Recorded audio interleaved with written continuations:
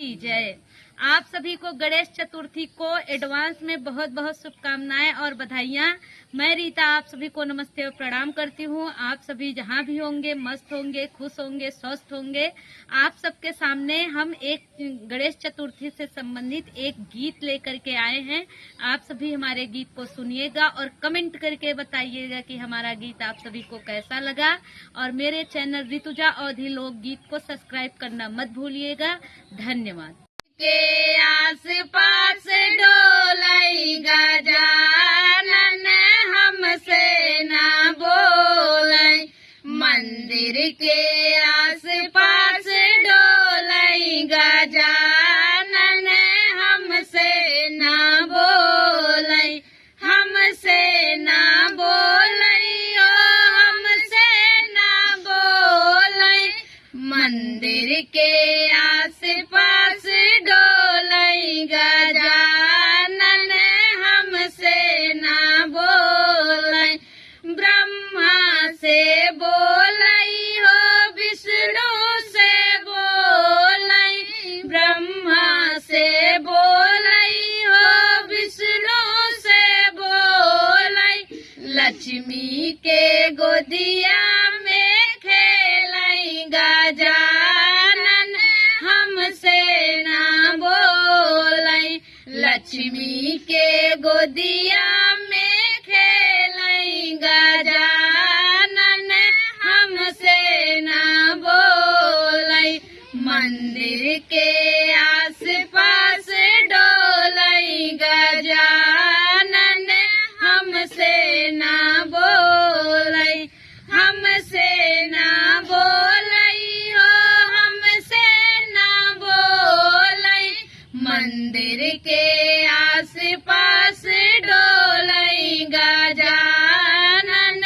हमसे ना बोलाई, रामा से बोलाई हो लक्ष्मण से बोलाई,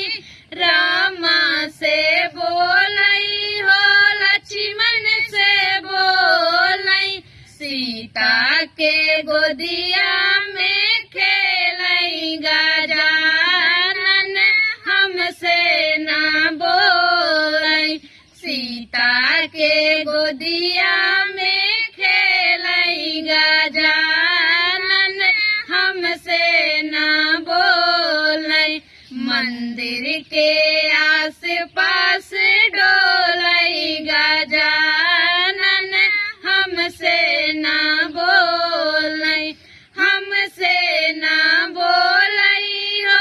हमसे ना बोलाई, मंदिर के आस पास डोलाई गजानन हमसे ना बोलाई, कृष्ण से बोलाई बलराम से बोलाई, कृष्ण से बोलाई हो बलदाऊ से बोलाई, राधा के गोदिया में खेलाई गजानन हमसे ना बोलाई, राधा के गोदिया में खेलाई गजानन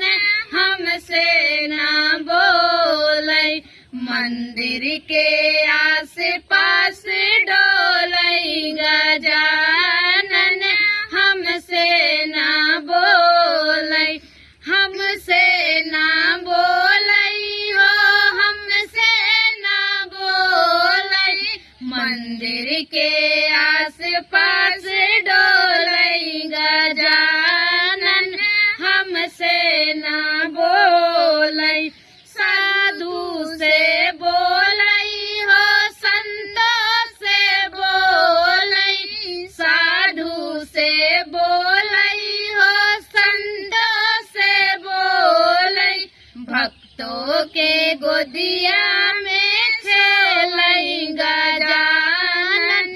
हमसे ना बोलाई, भक्तों के गोदिया में खेलाई गजानन हमसे ना बोलाई, मंदिर के आस पास डोलाई